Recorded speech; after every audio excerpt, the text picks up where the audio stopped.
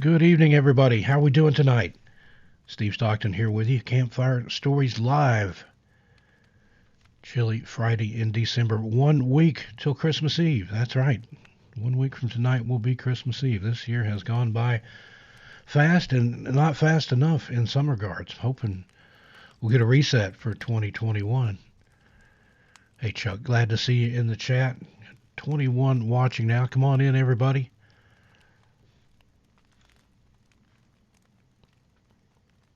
Hope y'all are having a good Friday. Hope my East Coast folks are digging out of the snow okay. I'm talking to some friends in New York and New Jersey, Maryland. Pretty much the whole eastern seaboard got dumped on with the white wet stuff.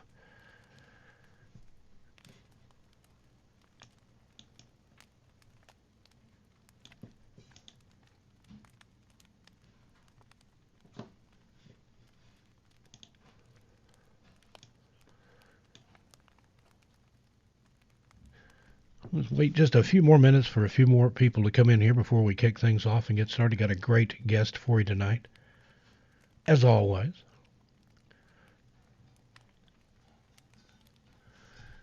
And as usual, be kind to one another in the chat. Be respectful to each other and the guests. Hey there, Scotty. Heavy snow in Maine. Yeah, I'll bet. 3v3s. Hey there. Welcome in.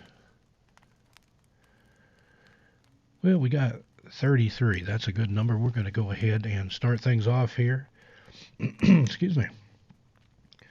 Well, joining me tonight, lovely and talented Melissa Dawn. Now, I first met her when she did the Secret Door podcast. It was all kinds of creepy paranormal things. She's doing something different now, the Deprogrammed podcast, where she looks into cults and that sort of thing. Very, very fascinating.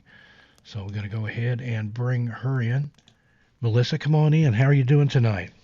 I'm doing great, Steve. Thanks for having me on your show. Thank you for joining us. Glad to have you here. I understand that don't have any snow there where you're at in Canada, but you got some rain and cool weather and a windstorm. Is that right?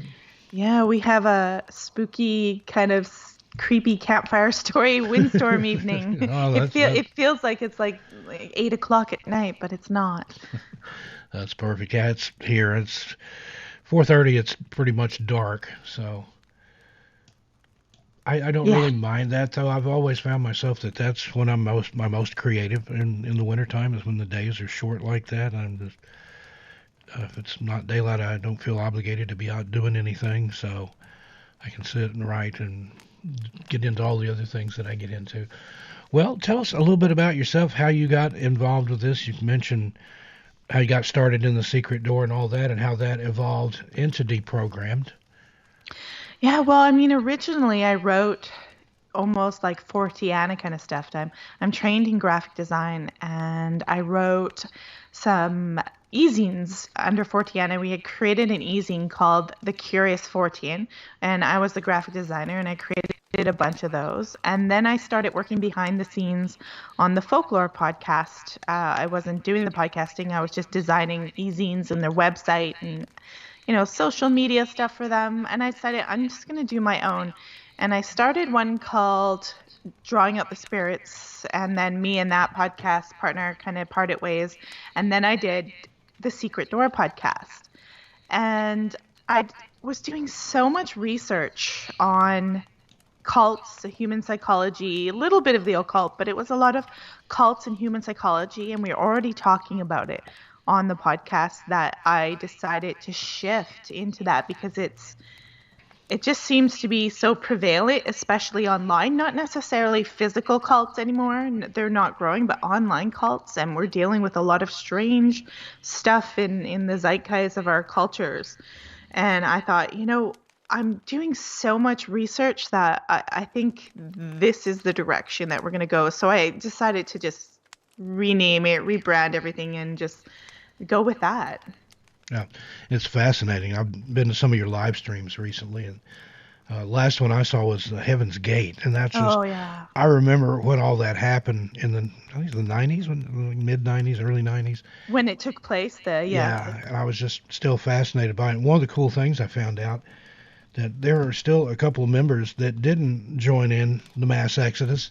that still maintain the website, for heaven's Yes, gate. and we forgot to mention that, but you can go to the website and it's there, and there's members that are still they're sad that they didn't partake of the final departure as it unfortunately um yeah, it's there.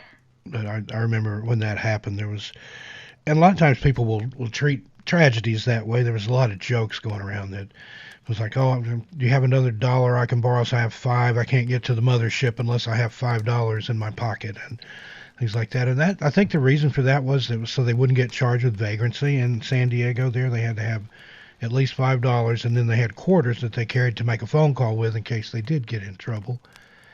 And then the whole outfits and everything that they wore. You still can't find a pair of Nike Decades for less than $1,000. I think that was the shoes that they all wore, and there wasn't anything in particular about Nikes. And this is Nike country here. Their world headquarters is just up the road in Beaverton. Hmm. But they quietly retired that brand. Yeah. Well, But from what I can tell and from what my guess, what we were talking about, me and Cal, was he pretty much just got a deal on all those Nikes, and that's yeah, why they that were was the wearing thing. them. They just And now got they're what worth how much? That's kind of ironic. the most expensive pair I've seen on eBay was for a little over $6,000, I think. And that's That's just. ridiculous. But people are crazy about those shoes. That's probably a cult in and of itself, right there. The cult of Nike. The cult of the Nike Heaven's Gate shoe. And I've got a slide up on the screen there about deprogrammed. And looks like you're on just about all the platforms. Yeah. You know Uh, what? I don't know if you've experienced this, but I used to get a really big audience on Deezer in France. And all of a sudden in December, it dropped to zero. Don't know what's going on with that, but I am on Deezer and all these other platforms. Where I'm doing more live streams on YouTube, hopefully. Not this coming week, but we have been. So the best place to subscribe is the YouTube channel. I just dropped a link to the YouTube channel there in the chat. But definitely a good time. If you enjoy cults, the occult, and human consciousness, as it says there on the screen, check it out. And show Melissa some love over there on the YouTube channel. Like, subscribe, follow along. Now, you mentioned the Secret Door. That's the one where I first met you, and I was a guest on there one time. Now, it was more of things of a creepy nature, more hauntings and cryptids and that sort of thing. Now, do you have some personal experiences? Have you ever seen a ghost or seen a Bigfoot or?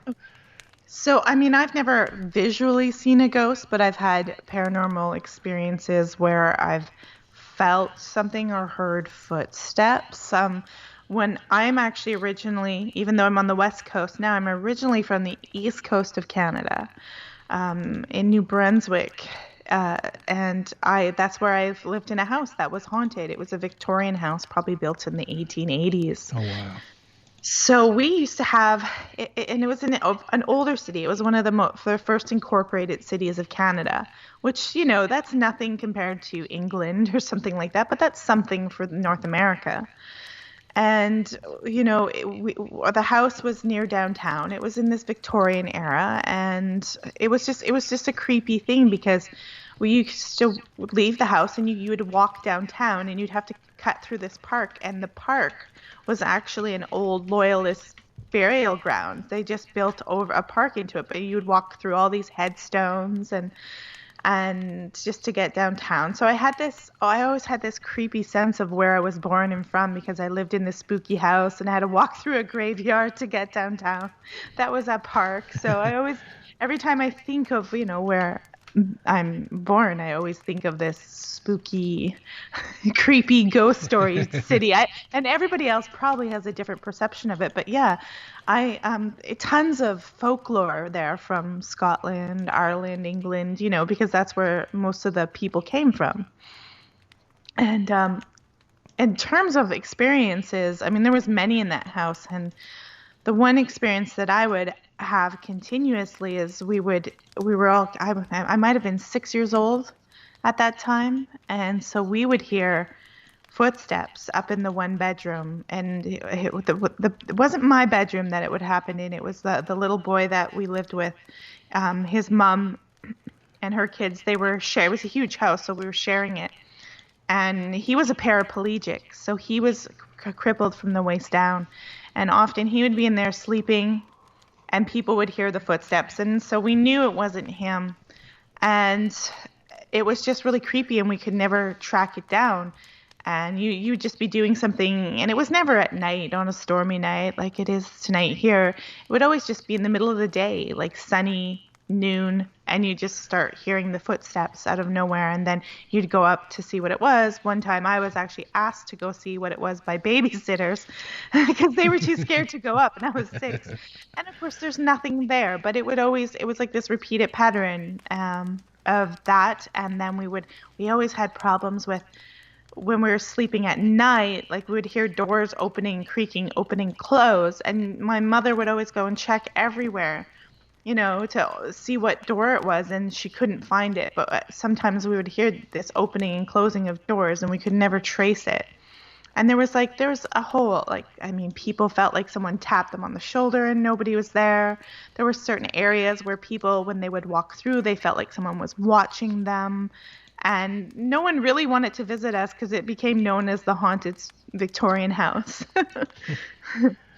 That's great. I know out here in Portland, in parts of the city, there's a lot of Victorian houses, and I lived in one for about 3 years when I first moved out here. It was a Victorian cottage. It wasn't one of the big Addams Family looking houses, but it had a lot of activity. And same thing, would hear footsteps and smells. I would smell cigars or fresh flowers in the wintertime, or baking, things like that, and occasionally get knocks on the door, knocks on the walls. But I think it's me that's haunted because I've never really lived anywhere that didn't have some activity to a degree, and I think maybe it's me. So you got the spirits following you? I think so. The house I lived in Las Vegas, that was the most active house I've ever lived in, and it was the same thing. I would hear people walking, like in the attic when there was nobody there but me. Every time I had this big Roman bathtub, a big soaking tub, and every time I would get in there and try to relax and take a bath, it would sound like something dragging a metal garbage can up and down the hallway. It had hardwood floors. Doorbell would ring. There would be knocks at the door, and I had perimeter alarms. It was gated. I had a stone fence with an iron gate, and security cameras and all kinds of things. Never saw anything, never caught anything, but yet there would be knocks at the door. But I found out later that had been somehow connected to the mob at one time. It was built in the 30s, and 30s in Las Vegas, there was no strip. Everything was downtown on Fremont Street. So when this house was built, it would have been literally out in the middle of the desert, even though the city's grown up around it. And it did, talk about the secret door, it had a secret room. When you went downstairs, at the bottom of the staircase, there was a bookcase in the wall, and you pushed it open. It was on springed hinges, and there was a square concrete room in there with one light bulb and a drain in the middle of the floor. So kind of creepy. And then also found out from a neighbor. I was out getting the mail one time, and I noticed there's this very old man there, probably in his 80s, just staring at me, kind of behind me. And I turned around and I said, hello, can I help you? And he's like, oh, no, pardon me for staring, but I just wanted to see what kind of person could live in such a house. And I'm like, wait a minute, what do you know? And he'd actually lived on that street since the 50s. And he said it had indeed been connected to some mobsters in the past, but in the 70s, there was a cult of some sort that lived there, and they had their services in the house. And I had a roommate for a while, and she came home one time, and I had a photography studio in the basement, and it was in one of the rooms there was an alcove set back in the wall like an arch type thing, which would have been a perfect place for a podium. And then there was 2 little alcoves in the wall on each side, one on each side, where you could put candles or something in there. And it looked like what it had been, a little indoor church type thing. But I had my photography studio set up. There was 3 huge rooms down there, walkout basement. It was a big property, almost 2 acres, landscaped. It was literally an oasis in the desert. But my roommate came home, and a lot of times I would have model shoots down there where I would do portfolio events where I might have a dozen models come in and just basically have hair and makeup, line them up in the chair in front of the camera, boom, boom, boom. Then they had shots for their portfolio. I had shots for mine. And she thought maybe I had something like that going on down there because she heard people talking quietly. But she said then they started singing, and she thought it sounded like a hymn. And she text messaged me like, "Oh, what's going on downstairs? What kind of party you got going down there?" And she was a model too. She wouldn't have come down and interrupted the shoot. And I just happened to, I'd been up in Red Rock Canyon on a photo shoot since before daylight. And I'm like, I don't know what you're talking about. I'm at Red Rock. And she said, well, there's something going on downstairs. So she walks downstairs, and it's pitch dark down there in the place where you enter. The lighted rooms are on the other end of the house. And she said about the time she hit the second or third to the bottom step, it all went silent. There was no singing, no murmuring. And she called me then and said, can I come to where you are? She said, I'm scared to stay here. And so I had her come out to Red Rock, and she worked like as a production assistant or something for me on that shoot. But she wouldn't stay by herself in the house for a long time after that.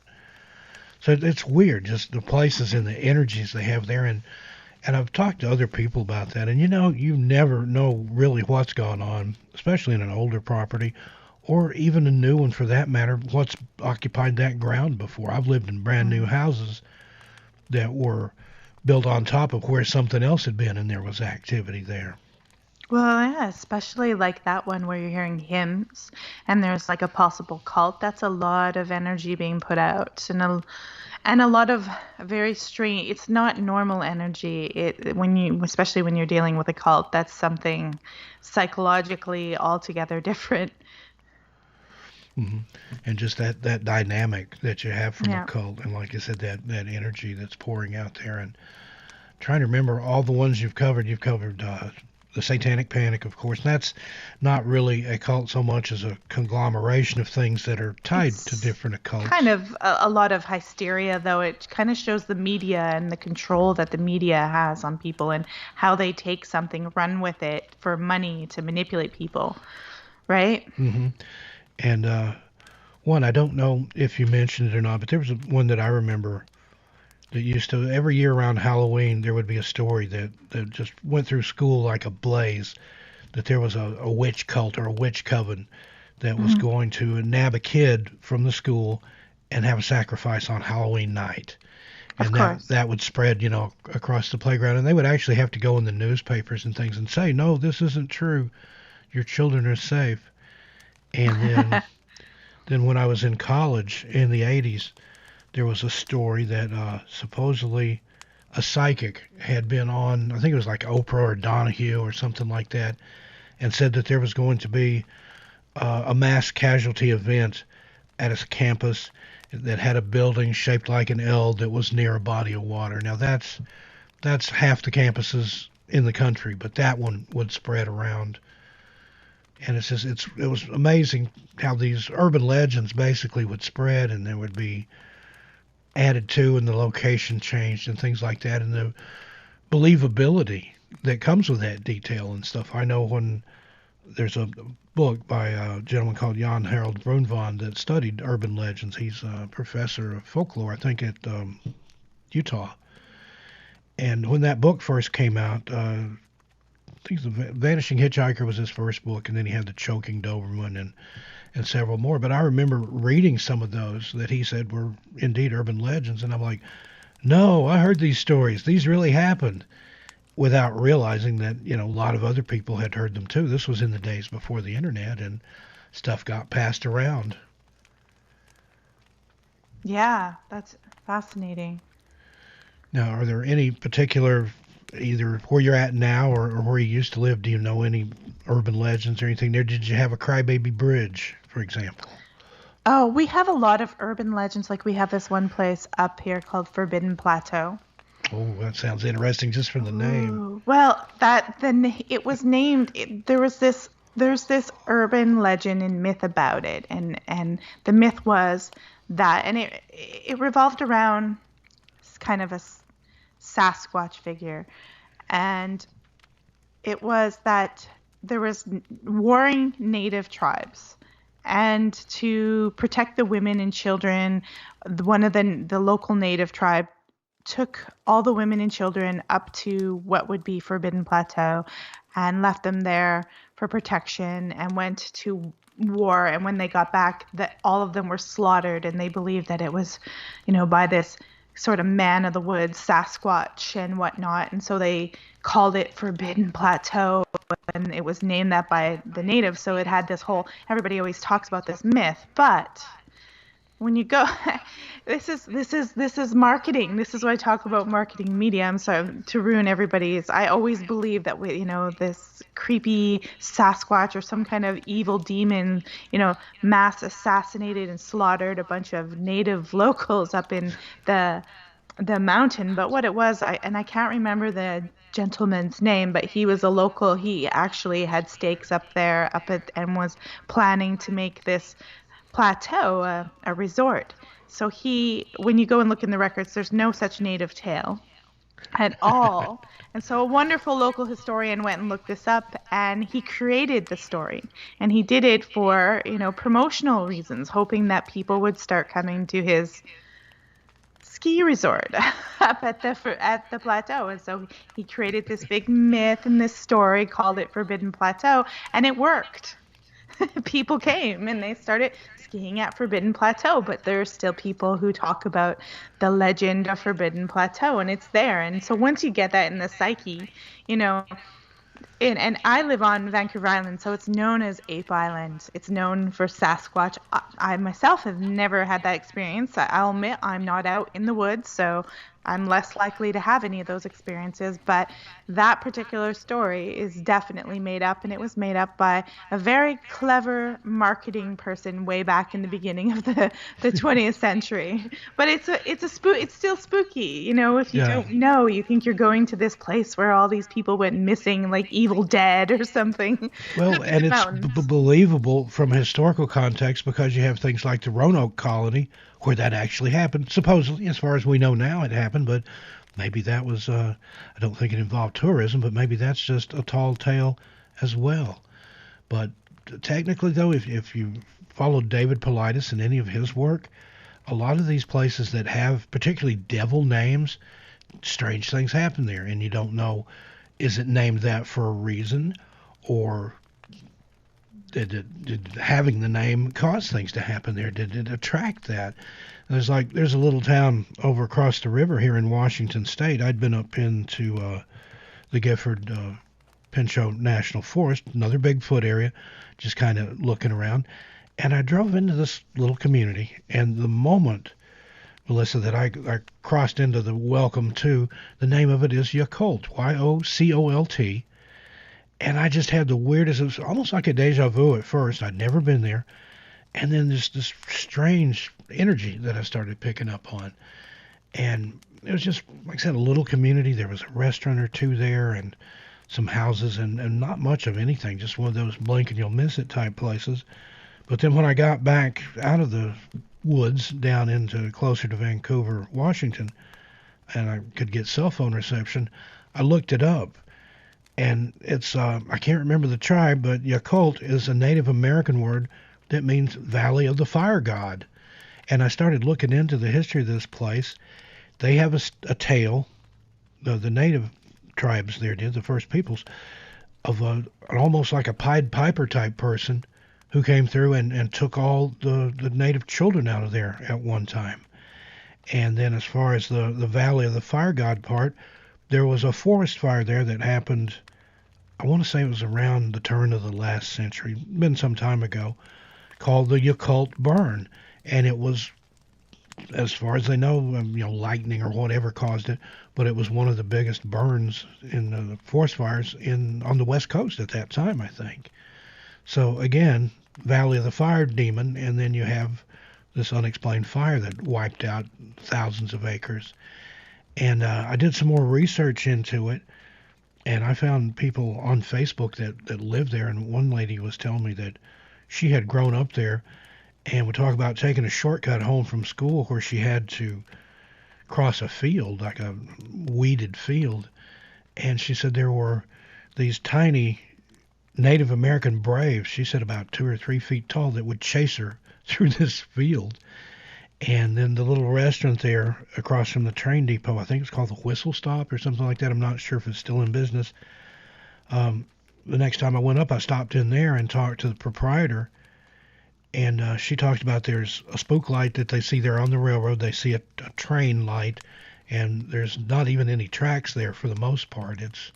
I think they do have a little scenic railway still there that uses part of the track, but the original connection stuff is all gone. They see the spook light, the phantom train, and then the restaurant itself was haunted. And I'd gone to the restroom to wash my hands, and when I started to come out, I don't know why, but I reached and flicked the lights off before I took a hold of the door handle to open the door. Well, it wouldn't open. And I was like rattling the knob and pulling on it. And so I turned the light back on, and then the door opens. It was like somebody had been holding the knob. I mean, I heard what I thought were children giggling. And when my food came to the table, the proprietor was the one that served it to me. And I said, just had a weird experience in the bathroom. I said, I turned out the light, started out the door, but it was like somebody was holding the door. I heard kids giggling. I turned the light back on, the door opened right up. And she said, oh, yeah, she lived upstairs above the restaurant. And she said, yeah, we hear them all the time. We hear children laughing and playing and running in here. And I was like, wow, this is great. And just this one little place. And it's like that in particular down south where I'm from in Appalachia. Any little community that you go into, it's got a ghost or a haunt or a cemetery, haints or boogers, they call them down south. Some kind of cryptid, some kind of wild man. And you're talking about a fort. Well, similar to that, John Keel once said that everybody lives within 200 miles of a hairy beast or a UFO sighting or something, strange in nature, some anomalous event. But I think it's less than 200 miles. I think it's probably more like 20 or 30 or something when you get down to brass tacks. And I think the internet has brought more of that out. You hear more people talking about things like on this channel. We talk about the Glimmer Man, and we talk about different types of cryptids, Dog Man and the Wendigo and all this. And a lot of those you never heard of. I'd never heard of the Glimmer Man until a few years ago. And yet I've had an experience with one in downtown Portland. I don't know what it was, but it was a human-shaped figure, but it shimmered like heat waves coming off the road in the summertime. But this was at night. There was no grate or anything nearby where steam could have come out of. And when it was like it noticed that I saw it, it sort of crouched down. It was between a garbage can and a street sign. And I didn't waste any time getting out of there. And then again, on Strange Familiars, if you ever listen to that show with Timothy Renner, they talk about the Flannel Man, which I had never heard of, but yet I have a story on my channel, 13 Past Midnight, of an encounter that a friend of mine had in the woods with, like I called it a phantom woodcutter, a phantom lumberjack, over 15 years ago. Probably close to 18 now. But it fits right along in the framework of what they now call the Flannel Man. And I was like, wow, that's great. The more people that you get to share, and that's one of our most popular series on this channel is Listener Stories, where we invite listeners to share their experiences with the paranormal or the occult or anything supernatural or out of the ordinary. And like I said, that's a very, very popular series, and we've had some amazing stories. And a lot of those people have been reticent to share because, they're afraid of ridicule or people think they're crazy or whatever. But I don't know. It's interesting. Well, it is. And I try to stay fairly logical, but then there's sometimes where I'm like, no, that actually happened. And sometimes the farther away you get from an event or a paranormal event, you start questioning yourself more because it's a faded memory. But, there's things like, even though I'm fairly logical, there are a couple instances where I'm like, no, there's something strange going on because that really did happen. Mm-hmm. Yeah, and it's like that all the time. Like where I'm from in New Brunswick, we have a lot of, like I was saying, a lot of different English, Irish, Scottish folklores that intertwine with the culture. And one of the things that the locals always believed in was this idea of the forerunner. And the forerunner it's basically an omen that the family or that you will get that's telling you that impending doom's about to visit your family. And we had a story in my family that of a forerunner from my grandmother when she was a young girl. She had this aunt that was very tea leaf reading, spiritual, tarot card, mediumship type of, from the turn of the century type of lady. And she was visiting her one day, and she was going to, she was teaching her things about cards and telling her about tarot cards. And suddenly they heard walking up the pathway, and they looked out, and it was my grandmother's father. And now in those days, they didn't have cars. Like, not everybody drove a car.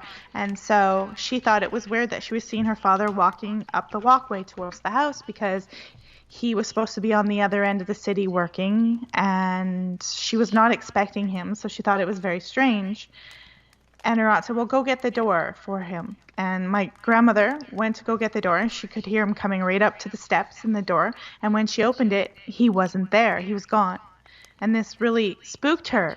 And my grandmother has since passed on. She passed away last year.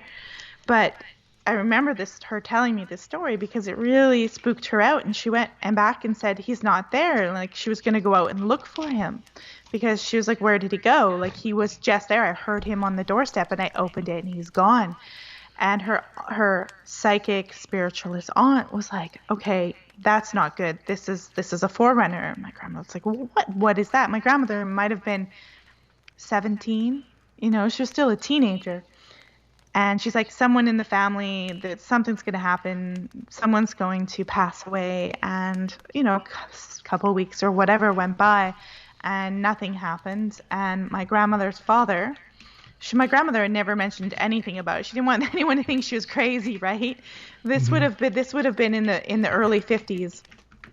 And so her father had gotten home from the pub. He was, he was a guy who liked to have his few drinks, and he went out to try to get their little, I think it was a mare or something. And he tried to get the horse back into the stable or wherever it was, and the horse swung its head or something and knocked him. It hit him hard, knocked him over, and he got up and he didn't think anything about it, and he got the horse back in, got control of it. He's a little tipsy, so he wasn't all together, and he never thought anything of it. And I think within a week he was in the hospital, because when the horse had hit him, it had caused bleeding inside the brain, and he didn't realize it, and he was hemorrhaging, and he did pass away. Because today they would have been able to do something about it, but of course in those days the medical technology was pretty in its infancy, and they tried to take pressure off the brain, but the swelling was too much, and he eventually succumbed. And to this day she believed, while she was alive, that she saw his forerunner coming to warn her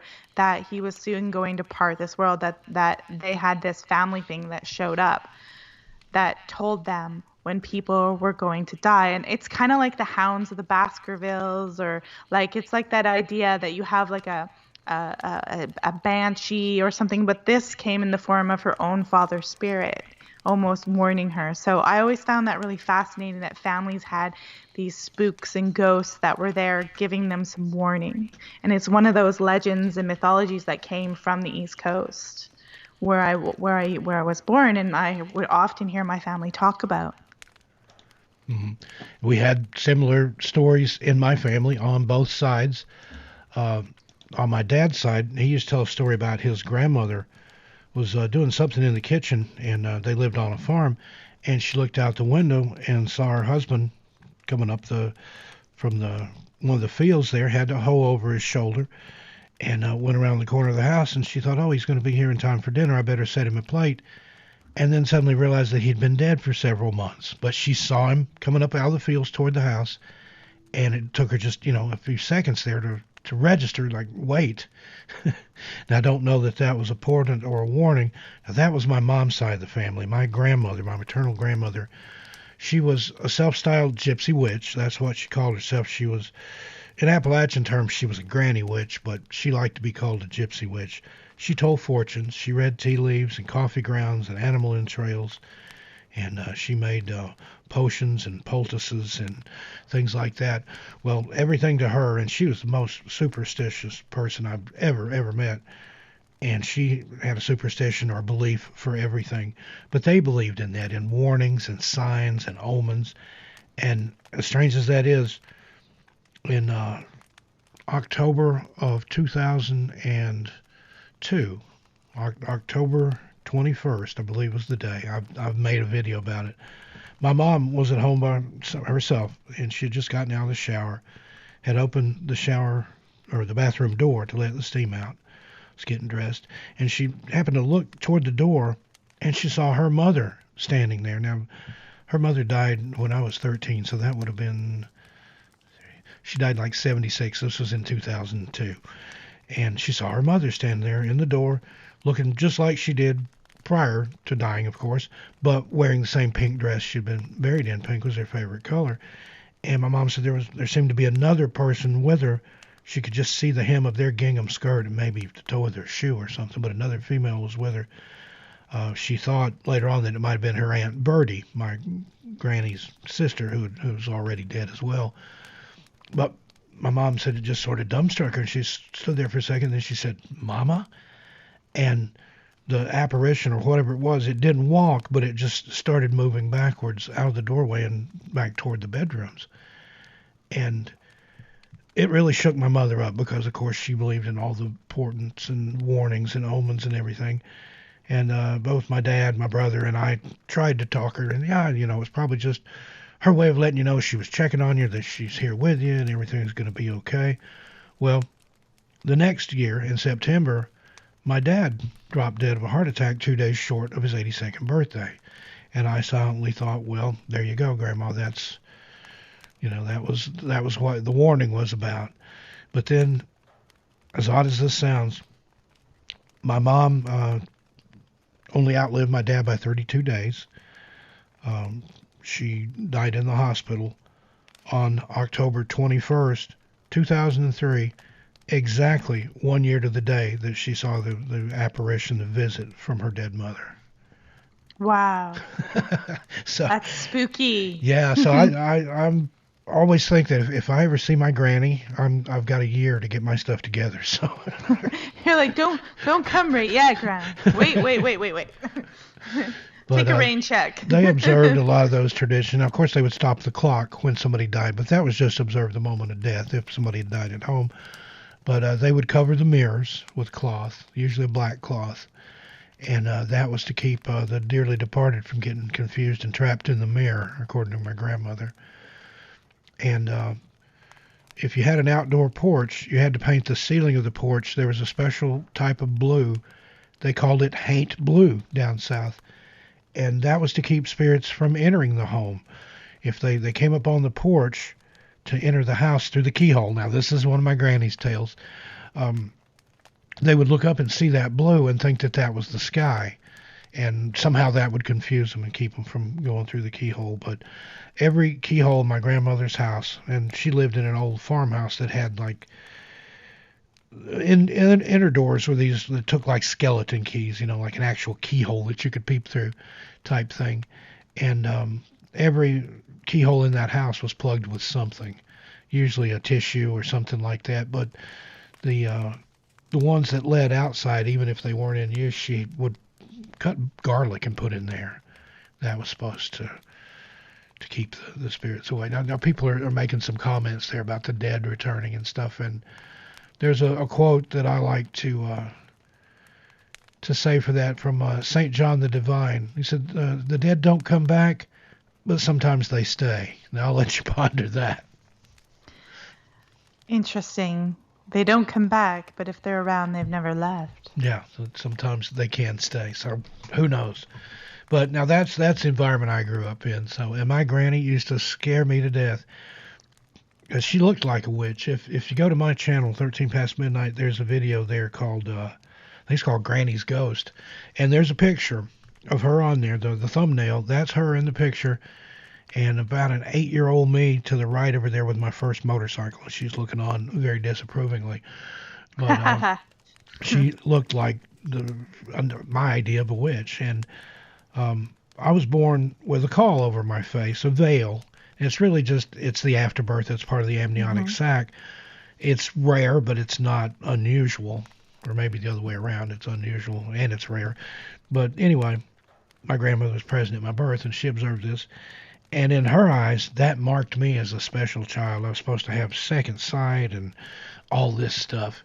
And she had 10 kids, my mom and 9 boys. And so I had a lot of cousins. But I was the only one that was born with the veil over my face. So that marked me as a special child. And she would get me alone, Melissa. She had a sewing room that had been a dining room in this big old farmhouse that she lived in. And she would get me alone in there and tell me all these things, all these superstitions, and what to do to avoid bad luck. And if you did do something that was going to bring you bad luck, well, then you could do this to turn the bad luck off of you and send it on, and just literally scare the daylights out of me. And then she would always bribe me with a Hershey bar or sometimes a crisp $1 bill to not tell my other normal cousins because they wouldn't understand. But there were things sometimes that she knew that she had absolutely no way of knowing. I can remember one time on the way to her house, it was it wasn't far, maybe a 25, 30-mile trip. But one night on the way to her house, there was another house that we had to pass by that was not even halfway there, just a few miles into the journey. But this house in the Carnes community there in West Knox County in Knoxville, Tennessee, years before, the people that lived there, their grandkids were playing out in the yard. One of the kids chased a ball out into the road and got hit by a car and died. And for some reason, that just always stuck with me as a tragedy and also as a warning tale, don't chase a ball out into the street. But I'd noticed that it didn't matter what I was doing. And usually on trips like that, I was laying down in the back seat reading a comic book or a Frank Edwards book or John Keel or a UFO magazine or something.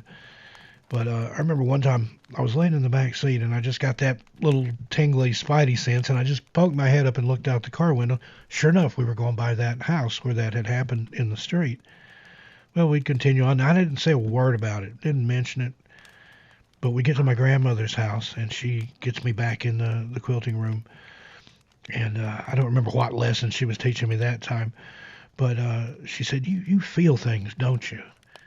And I'm just like, well, yeah, I've got fingers and a nose, and I can sense things, I can smell things, I can feel things, yes.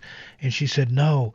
She said, I mean, you feel things like that spot on the highway on the way here tonight.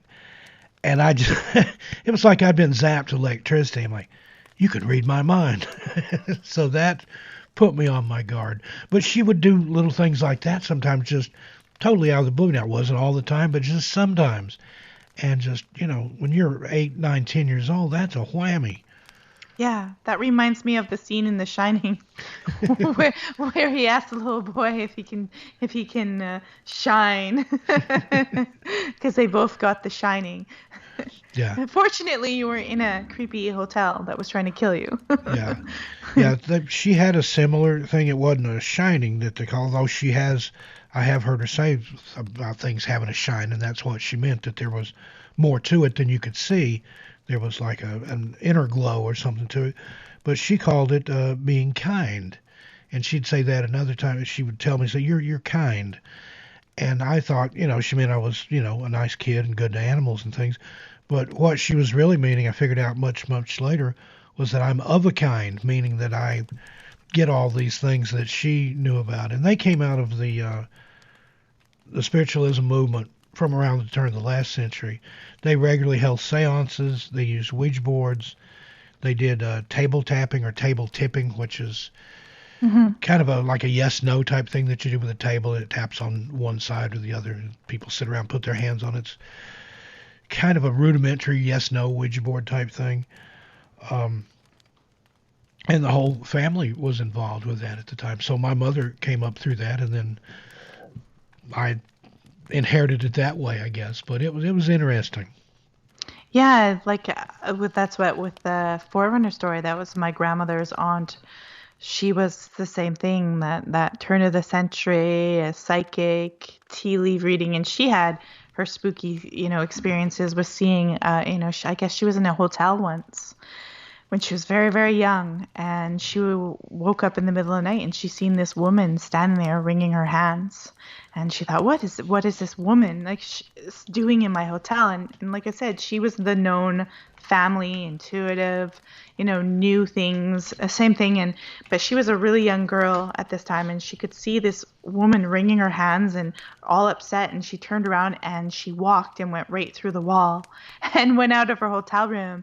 And apparently she was, and I'm paraphrasing this story, so I may not have it exactly accurate because it's handed down, but she was quite, alarmed, and she asked about it, and they told her, we do have this ghost, and there was this woman who probably died here, we think by her husband or something, and when she disappeared through the wall, she was actually going through the old route of whatever, because we've renovated and built new rooms for the hotel. And so she regularly would have visions. And my grandmother's mother had passed away when my grandmother was about 4. My grandmother had an infant brother. And this psychic aunt, which would have been my grandmother's mother's sister, was the father had asked if she would take the infant boy, the newborn boy. And she wasn't going to. She didn't want to. She didn't want to take him. She was, she didn't have any kids. Her husband could have kids. She wasn't sure if she wanted to do it for them because it was, it was in the early 40s, and they didn't have all the securities they have today. But the family wanted her to take the new baby. And she was going to say no. And she went to bed that night. So this is another psychic thing that she had, because she was just adamant. She just liked not having kids. So she went to bed, and she woke up in the middle of the night, and there was her sister, my grandmother's mother, standing at the foot of her bed, looking at her sternly and pointing at her.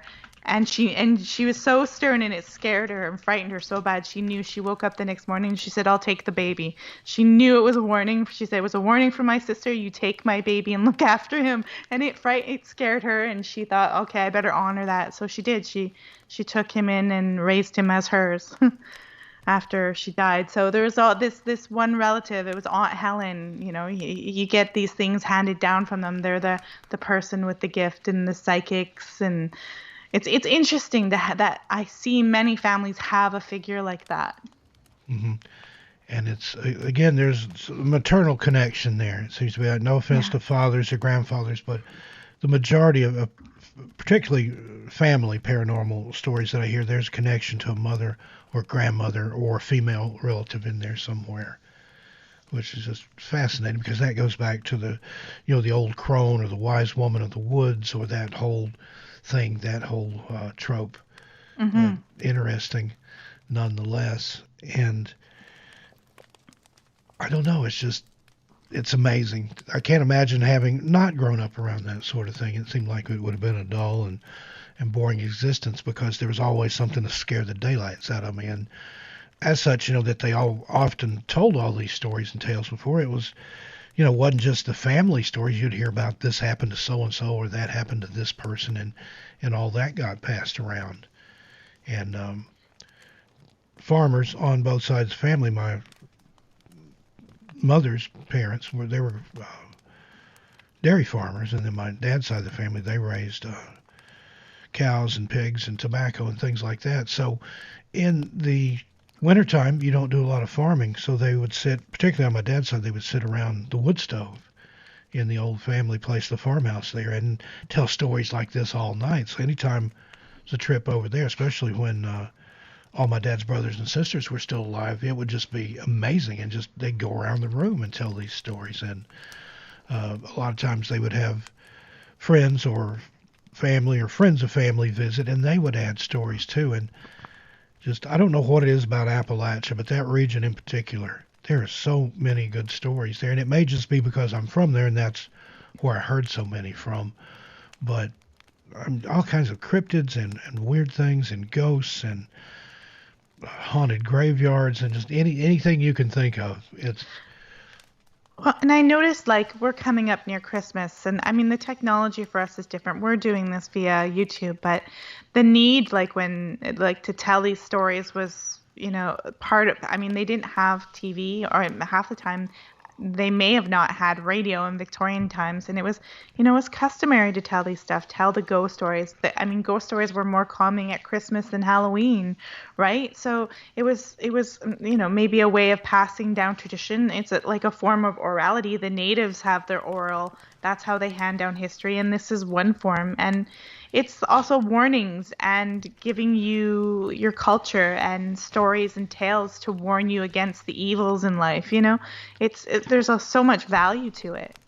Yeah, absolutely. And I love the Victorian tradition of a ghost story at Christmas. And I didn't do it this year, but last year I did the 12 Days of Christmas / 12 Nights of Krampus on 13 past midnight, and I had something creepy and Christmas related every day, and I've got some Victorian ghost stories over there. I need to make a playlist out of that and put that out. But there's some really, really good stories, and I've found out one of my relatives, author Frank Stockton, he's not really that well known now. The most known story that he's famous for is The Lady and the Tiger, if you've ever heard that story. He was kind of a Mark Twain type character, a humorist and writer around the turn of the last century. And I found some ghost stories that he had written, so I'm going to see if I can narrate those and not get into any trouble. As far as I know, he's been dead long enough now that there's no copyright or anything on there. It's in the public domain. Oh, that's good. Well, you know how like we pretty much drop Christmas right after Black Friday and all that stuff, and so I always thought, growing up, December is the month you do everything Christmas. But I realized that back in the olden days, they put the tree up on the 24th, and the 12 days of Christmas started then, right up into the New Year's, and past the New Year's. They didn't spend the whole month, with buying stuff and on the mania. That the 12 days of Christmas started on the 24th and went all the way into January, and was your holiday. You didn't, you weren't doing stuff right from Black Friday and buying and shopping like crazy. So I always thought it was interesting, and I had never really thought about that or realized that before. But you didn't put your tree up December 1st. You put it up like the 24th. Yeah. Yeah. That's the consumerism and the desire to make a buck. I remember a couple of years ago, I had gone into the grocery store on November 1st to see if I could score a deal on some Halloween candy. And I was stunned because when I went to the aisle where the Halloween candy had been the day before, it was full of Christmas decorations. Of course. And I asked the lady, the first clerk that I said, what happened to all the Halloween candy? And she said, well, there's some in a buggy up there that's marked down. Shopping cart, for the buggy's a southern term for a shopping cart. But she said there's some in a cart up there that's been marked down, but most of it's already been packed up and sent back. And I'm like, but it was just here yesterday, and there's already Christmas stuff here. She said, oh, yeah, they worked overnight putting the Christmas stuff up because people will complain if we don't have it. I mean, the day after Halloween, November 1st. I mean, you still got 20 days till Thanksgiving here. Yeah. And they've already got the Christmas stuff up. And here, most of the times, like I see them long before Halloween, right in October. The Christmas stuff starts showing up alongside of the Halloween stuff, and they just slowly edge it out as Halloween's over. That goes, and then Christmas grows and takes over. And I'm just like, wow, it even feels crazier now than it did when I was a little girl in the 80s, or like I was born in the 70s. So most of my memories come from like 80, 81, but it seemed less hectic even then than it does now. Yeah, absolutely. I graduated high school at 81, so giving away my age here, but it does. It was, I mean, right up before Christmas, maybe the last couple of days there. And yeah, you still had Black Friday, but then there was kind of a lull there. And then maybe the week or 3 or 4 days before Christmas, the mall, because I was a mall kid, hung out in the mall would get active.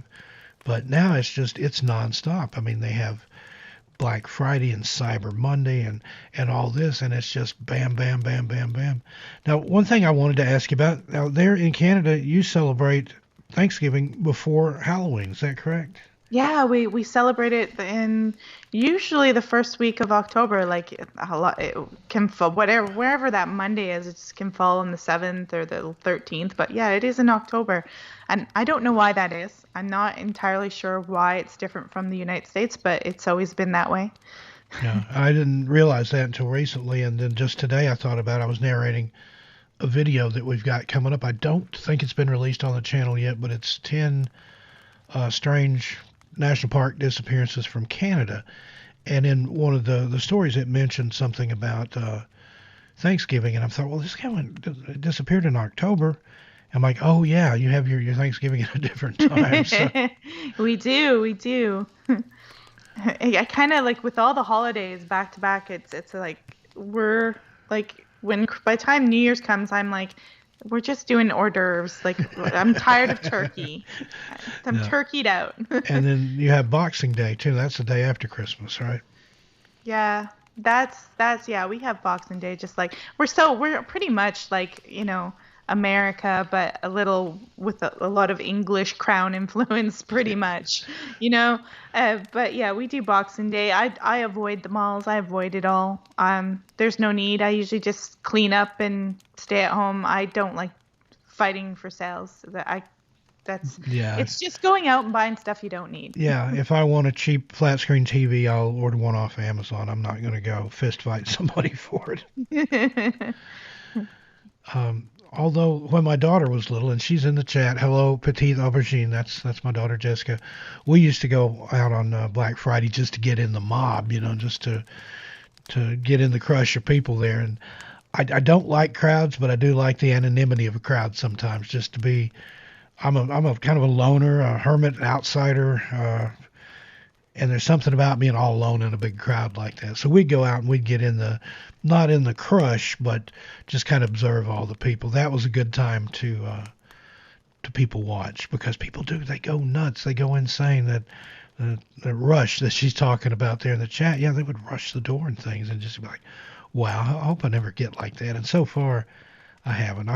I've been practicing for quarantine my whole life. I don't get out any more often than I have to, and now that I've discovered the joys of Instacart, I don't even have to get out for groceries. I get out once a month to pay my rent, and my landlady is a wee old widow woman, and if I could convince her to step into the 21st century and get PayPal or Venmo or Cash App, I wouldn't even get out then. But she's old school. She wants cash on the barrelhead, so I have to make a monthly trip to the ATM.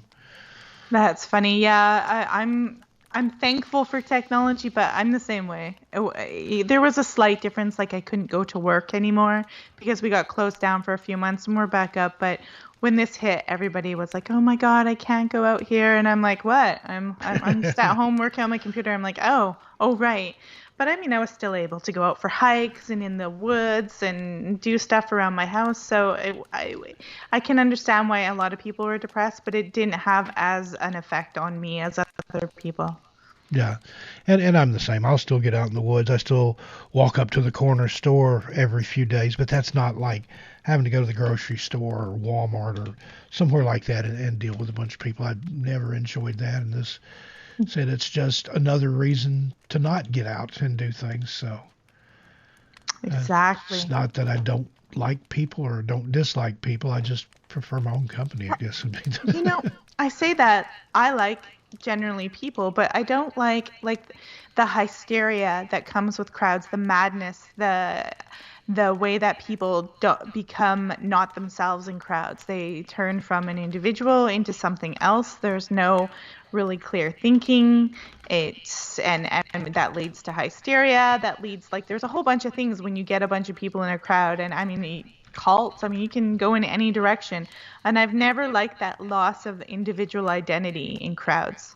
Mm-hmm. And the hysteria that it can pull you into it, and you can start doing things that you wouldn't normally do. And that's what I don't like about massive crowds. Yeah, and again, you get that mob mentality, that almost lemming-like thing, that if the crowd does something, then pretty much everybody's going to do it, and you're stuck there.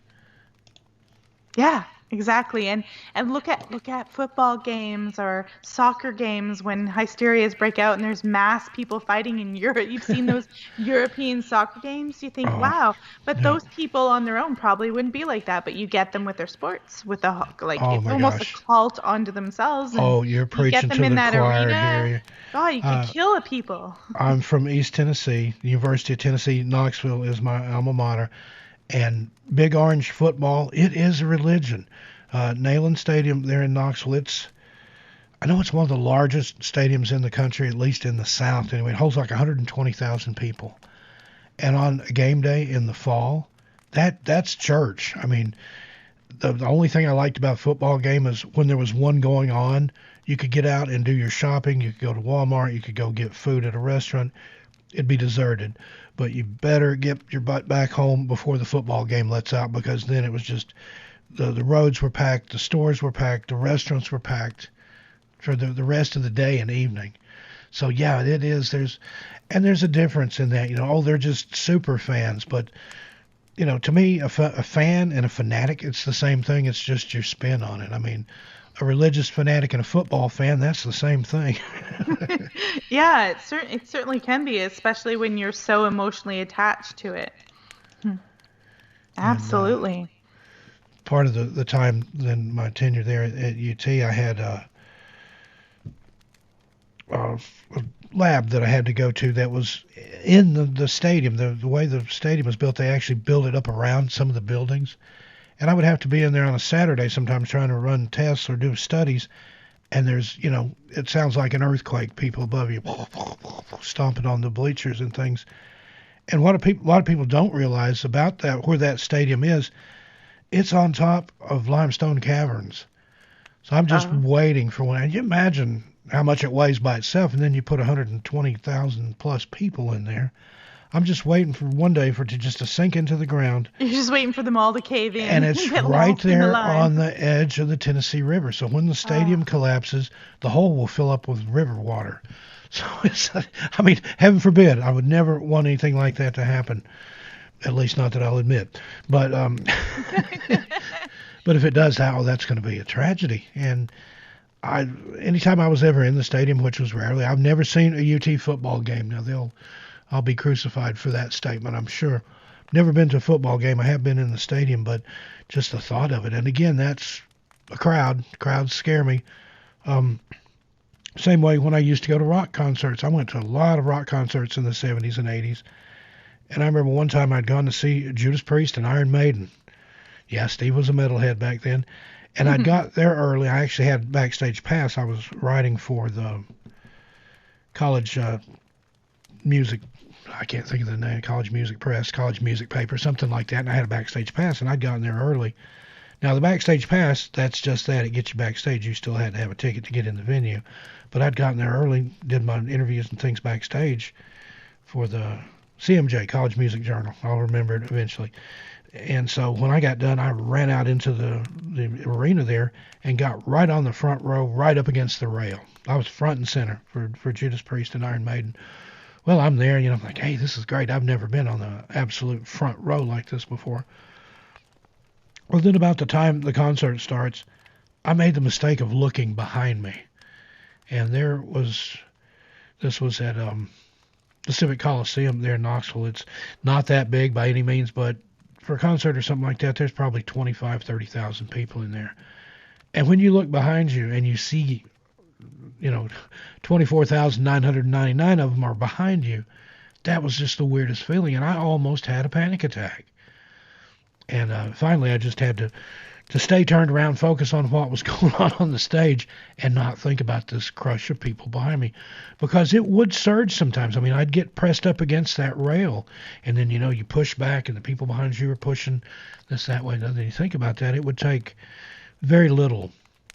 Like if you remember in, I think it was the late 70s, early 80s, the Who concert in Cincinnati, when all the people were waiting to go in and heard the sound check and thought the show was starting and rushed the doors, and like a dozen people were trampled.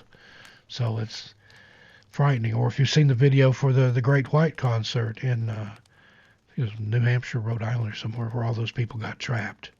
And just a terrible loss of life. But again, that's a mob mentality, a herd mentality, what the crowd can do. So, yeah, I like to avoid crowds. Yeah, well, it sounds even worse when I see people attending musical concerts inside giant plastic bubbles because of COVID. I'm like, I am not going in with hundreds of people in a bubble at a concert. That's not happening. That freaked me right out. I was like, I could just imagine suffocating. Everyone's trying to roll their bubble out and get out in a hysteria. I was like, no way, it's not happening. And I've got a little slide on the screen there now that's sort of my philosophy there. It's somebody saying, how do people stay in the house all day? And then there's Vincent Price there from House on Haunted Hill. It says, all my stuff is there, and I don't like people. I can just imagine it. You become Vincent Price in Edgar Allan Poe story. That would make me stay inside all day if I had it. Yeah, absolutely. Mm-hmm.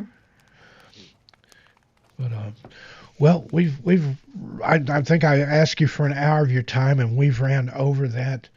Melissa, do you have any closing comments, any parting words you'd like to give us here? Or if you've got more stories to share, we can go on, and I'll leave that up to you. Yeah, if ever anybody wants to go on for longer, I'm fine. But I don't tell ghost stories necessarily on my podcast, but we will dip into the occult because that is a part of cults. Now, cults and occult, we know they're two totally different things, but they can overlap. And they do, like we're planning to do vampire cults and different things like that. But if you are interested in that, and because, we can all be in that place where we are indoctrinated into a cult. We like to think we're not, but we can all be that vulnerable person that's insecure. There, disasters can happen in our life. We can be at a hard time in our life, a divorce. There's a lot of things that can set you up to accidentally being in a cult. So if you're interested in different cults and discussing how it happens and different guests, you just go over to my website. That's the letter D and then program.com. And the cult, all the shows are there. I'm trying to do more live streams, like I said, on YouTube. And so we just did a live stream on Heaven's Gate with journalist and investigator and author Cal Korff. And it's fascinating stuff. So that's my intention, is to do some live streams and then edit the live streams down shorter, get them up for audio podcasts. So the more people we have coming around and talking, the more interesting the conversations are, because I usually try to do the first bit conversation with a guest, and the second bit try to take questions from everyone. So that's the goal. Okay, well, great. I've dropped the link in there for your YouTube channel. Y'all go and subscribe to the YouTube channel, but you can find the podcast on all the podcatchers. I put the link in there for deprogram.com. Everybody's begging us to go longer, so if you've got a few more minutes and don't mind. Yeah, no problem. Let's go. What have you got coming up now? Just some of the past ones that I've seen. You had the Digital Deepak, which that was just totally fascinating. That was a fun one. Where you talked about how he's essentially created a clone of himself, a mini-me, that will live on and spread whatever he's spreading there after his demise. And we talked about how perhaps you could take the greatest, in quotes there, cult leaders of all times and take their philosophies and their teachings and program that into an AI and create this super mega AI cult leader that would spout all this. And there's probably people that would follow it. That's the scary part. Yeah. You know what? There's more people that will follow it than that don't. And there's probably a lot of people. See, the way cults go is a lot of people don't even realize that they follow a cult because they're on the outside rims. So they're not deeply involved. Because it goes in layers. And then the closer you get to the leader, that's where all the abuse is, right? Mm-hmm. You get into the inner circle. So a lot of people could be in the orbit of a cult, not even realize it. They think it's a normal group. We have one here that I covered called the Yellow Deli. They look like just restaurants and or coffee shops, but it's actually this crazy Christian cult, abuse, child trafficking, and I researched that. I was like, oh my God! So sometimes I've heard about the Yellow Deli, and that's you wouldn't think of that. Like that's one of the shows that we have. So you may not even know that you're in the vicinity. I didn't know, and what it's just in the little town near me. I was shocked. Some of the other ones you've covered that just blew me away was like the one having to do with the essential oils and that movement. That's huge. And you don't think of that as a cult, but then when you step back and look at it through a different lens, it kind of is. I mean, there's yoga cults, there's gluten-free cults, there's vegan cults, there's And we talked about like Mary Kay and Avon and Herbalife and Amway, how those are really just cults because it's The not, multi-level marketing, yeah, they're not, multi-level marketing they're cults. consumer fraud to get your And money. it's basically, that if you can sell this much Avon or if you can earn a pink Cadillac from Mary Kay or Amway, that not only are you a good salesperson, but you'll get your life together. You'll be somebody new and better than you were before, and that's the hallmarks of an occult. They're selling this philosophy, and people buy right into it. Yeah, and most people don't even realize they think they're going to make money. But the way that they get you convinced, the way that they, in those multi-level marketings, the way that they lure you in, get you excited, get you involved, you usually give up a lot of your normal relationships. They make you to devote time. The whole process is similar to the process that cults get you in. Like a cult leader usually doesn't go and come and get you. He has people who, on the outer rims, his little henchmen that come and try to indoctrinate you and recruit you. Unbelievable article in the Epic Times. So these MLMs work the same way. It's a pyramid, and they get you in and they lure you in. And what you don't realize is you're the one who's making them money. You're never going to make money. And they trap you in this whole culture, and they lure you. And the essential oils one was really devious because they're handing out bad recommendations and harming people's health, because the essential oils is serious. Some of these things can hurt you and harm you, and these people aren't trained, and they're just telling you take more, ingest the oils, drink the oil. It's a disaster. It's an absolute disaster, and they're giving out really bad health recommendations. And if your skin starts burning because of an oil, they go, oh, let's see if this other oil works. Like it's just a sham. It's a sham. That's just the evil leaving your body. The oil's doing what it's supposed to do. And it's insanely overpriced. Just go to the health food store and get some oils and talk to a real person who actually is educated in what herbs do. Right. Like it's crazy. It's crazy. All that multi-level marketing stuff. And I never did fall for any of it, but some of it sounds very promising. You think, hey, if I get in early and get your downline and all that, but it's a Ponzi scheme. All you're doing, the people at the top are making the money, and some trickles down, but eventually it'll collapse. So I seen a comment just in your chat saying that, from Scotty, saying 12 tribes cult similar to Yellow Deli. They're one and the same. Okay. 12 tribes. I just want to answer that because just so people know, 12 tribes cult is the religious sort of thing. Yellow Deli is the purse strings. It's like the restaurant that they operate to get the cash in. Wow. So they're one and the same. Just in case Scotty's still listening. Yeah, I think Scotty's still in the chat. I'd heard of Yellow Deli, but I hadn't heard of the 12 tribes. That's another thing. There's so many of these and under so many different names, and that seems to be the thing. They have good press. They have good in-house. They have good marketing. They have skilled creatives that work for them that are able to present it in such a way and brand it and package it that you don't really know. Maybe until you're in too deep, if at all, that hey, I'm brainwashed.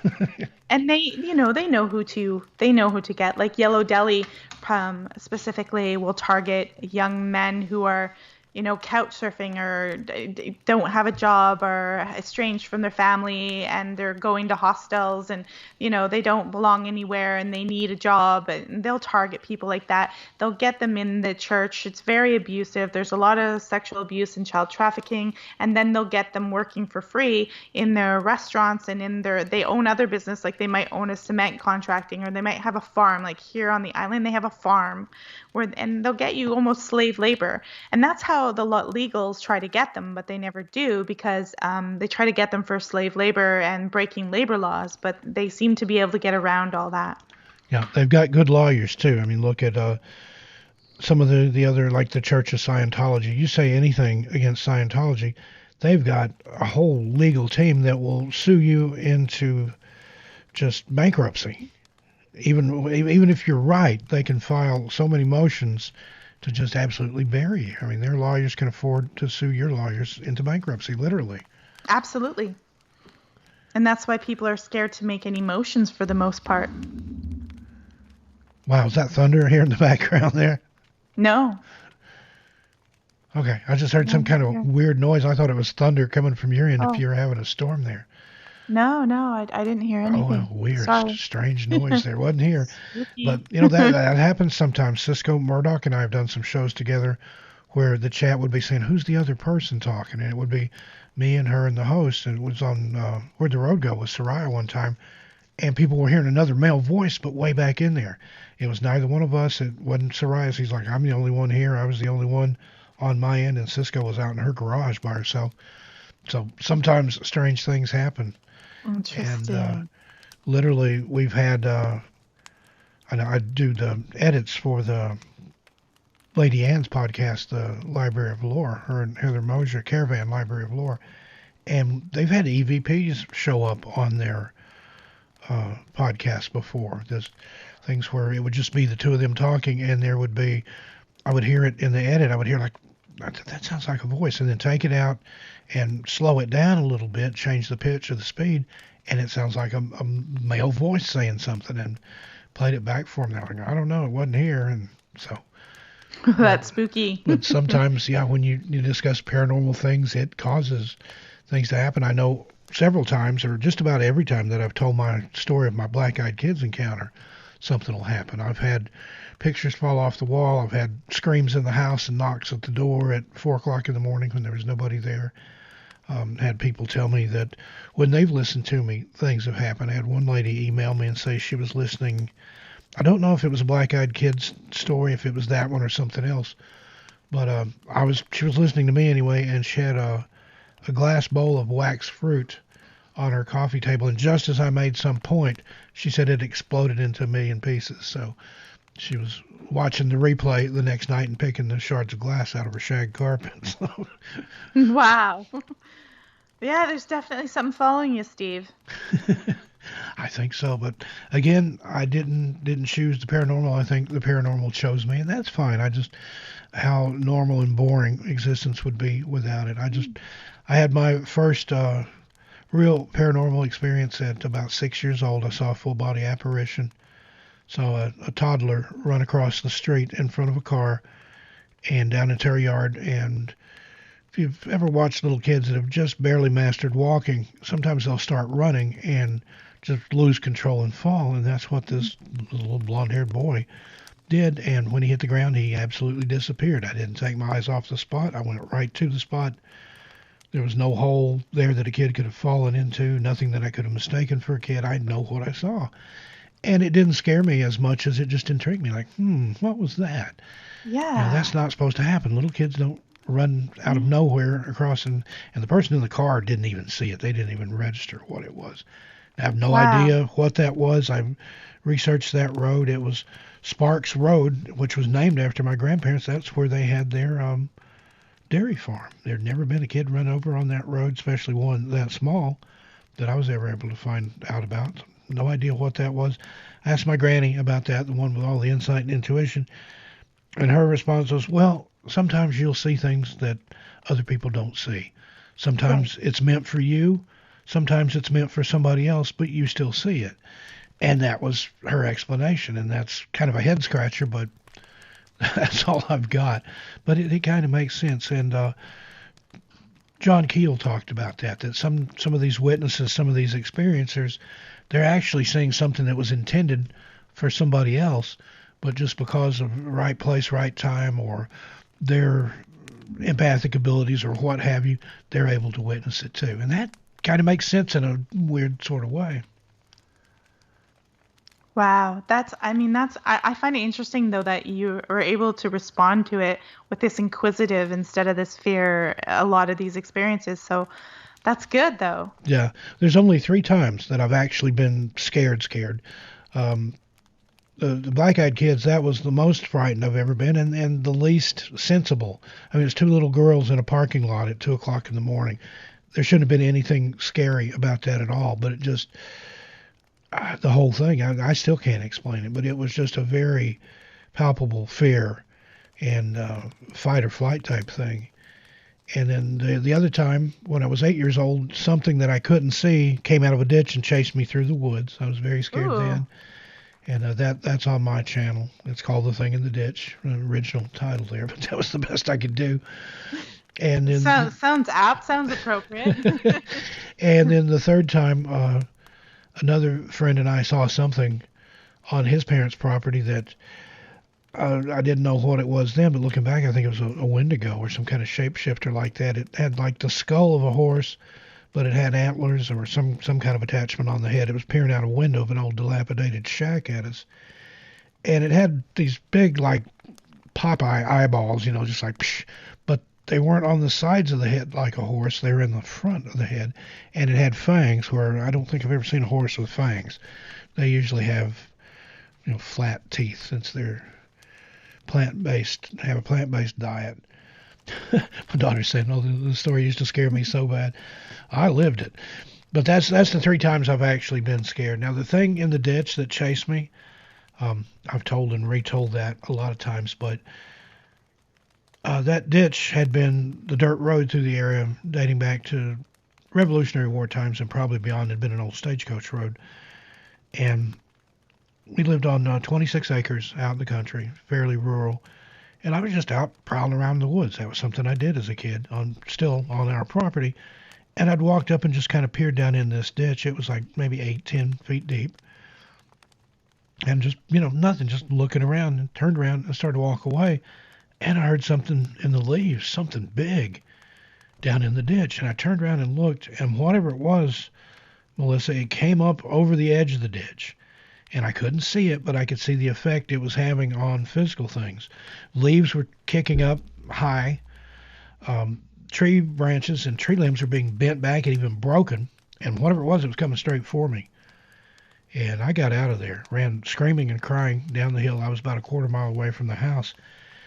And I was making such commotion that my mother came out on the back porch to see what it was. She heard me coming. And ran past her, went in the house and hid under the bed. And then when my father and my brother got home from work, they tried to get me to go back up there, but I wouldn't go all the way. I just kind of stood down the hill and from 100 yards away or so and pointed to where they should look. And sure enough, they saw where the tree branches had been disturbed, where the leaves had been kicked up, obviously something big. And they were like, well, was it a bear? Was it a deer? Was it this, that, and the other? They named off all these things. I'm like, no, no, no, no. I couldn't see it. I knew what all those things looked like. This was absolutely invisible. And I even bribed the neighbor kid who was, I think he was a year younger than me, and neighbors out in the country. He lived like a couple miles away, but when he would come over to visit, I'm like, go stand up there by the ditch. And he didn't know. He's like, okay. So he goes and stands up there, and I hid like down the hill behind a tree, and I'm watching and waiting. Nothing. We tried that several times. I tried it with other friends. It never came after anybody else. Well, and it was invisible? It was absolutely invisible. I could see the effects. Sounds like Predator or something. Sort of. I mean, it kind of ties into the Glimmerman thing. And then flash forward, that was 8 when that happened. Flash forward 7 years later, 15, we're getting ready to move away from there. We'd bought a new house further up the street in a subdivision, a few miles up the road in the Carnes community. And I was just kind of out wandering around and looking at my old childhood haunts, as it were. And I walked up there to the ditch. That was the first time I'd been there since whatever it was scared me 7 years prior. And I was just standing there looking down in the ditch. And I'm thinking, I wonder what that was that scared me when I was a kid. And same thing. I turned to walk away. I hear something in the ditch. And I'm thinking, no. Turn around. And just about the time I turn around, whatever it is, it comes up over the lip of the ditch. Again, I can't see it, but the leaves are kicking up 2-3 feet in the air. The tree branches are bending back out of the way. Like something's pushing them out of the way, and then they're swinging back. And I didn't run screaming and crying that time, but I didn't waste any time getting out of there. And I don't even think I told anybody about it that time. And about 3 months after that, we moved, and that was the last time I've ever been there. And that was kind of why I was out looking around. I knew I'd never see it under those circumstances again. I could probably go back and visit, but that back then it was, I considered it my woods, my property, because my parents owned it. Well, flash forward another 5 years or so. Guy that I worked with in West Knoxville invited me to party after work, and I only knew the guy from work, didn't really know him that well at all. And it was at a nearby apartment complex. I thought, yeah, okay, I'll go. I'm not a big party person, but just decided to go on a whim. We'll get there, and it's full of people. And again, the only person I know is this guy from work, and I didn't really know him that well. Well, some of the girls that were in attendance pulled a Ouija board out from under the couch of the host there, and they decided, oh, we're going to do Ouija. So they turned the lights down, and they get the board out, and they've got the planchette going and everything, and they're going around the room asking people, questions. What would you like for the board to tell you? Well, when they got to me, I thought, I've got a good one for you. And again, I didn't know any of these people other than the guy I worked with, didn't know him, never saw any of them before or since. But when they got to me, I said, what scared me as a kid? With that incident in mind, I didn't give any backstory, didn't give anything other than that statement. Well, they asked the board what scared Steve when he was a kid. And it spells out WATERSPRITE. And they look at me, and I just kind of shrug my shoulders, and they're joking and laughing. Oh, it wants a drink of water. The board's thirsty. It wants a Sprite. But I had a different idea. And again, I didn't spill anything. I didn't commit to anything. I don't know. The next day, this was in the days before the internet. This would have been about probably 83, 84, something like that. Mm-hmm. I went to the library, and I went up to the reference library, and I said, what can you tell me about a water sprite? And so I went and sat down at a table. A few minutes later, maybe half hour or something, she comes over and she got all these books. And it was like mythology and the fae folk and elementals and things like that. And she showed me pictures, and I can't remember off the top of my head, but there were two particular spirits. One is a naiad and one is a dryad. One is guardian of the forest, the trees, and the other is guardian of the waters. And that's what a water sprite is. And on this property that we owned, there were 7 natural springs that flowed out of different places on the hillsides and into one giant brook that went into the lake. So what better place for a water sprite or a water spirit than a place that has 7 springs on it, which, 7 is kind of a magic number anyway. But again, why me? Why did it chase? It didn't chase my dad, didn't chase my brother, didn't chase my friends that I tried to use as bait. But the 2 times I went there, it chased me out of there 7 years apart. That's interesting. And it sounds like you were the only one who was really aware that it was there. Everybody else just couldn't tune into it. And then to have a Ouija board run by a bunch of people I don't even know tell me it was a water sprite or water spirit. Yeah. And that's one of my favorite Ouija board stories too. So that's fascinating. That's interesting.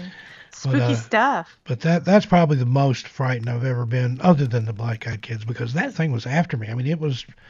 I don't know what it would have done if it had gotten to me, if it would have just ran on past, if it would have bowled me over, if I would have been missing 411. I don't know. You didn't want to find out. No, I did not. And people have asked me, have you ever thought about going back and seeing if it's still there? And yes and no. Yes, I have, and no, I haven't. I mean, I've thought about it, but I don't know. In a way, I would like to know if it would still chase me out of there, but in another way, I'm afraid it would. So, and I can't run as fast anymore. I was gonna say, I'm like, can you run as fast as when you were? It'd catch me this time. I'd only. He's like, well, they'll have to update your YouTube channel and say Steve is a missing person. I would only die tired if I had to run from something at this point.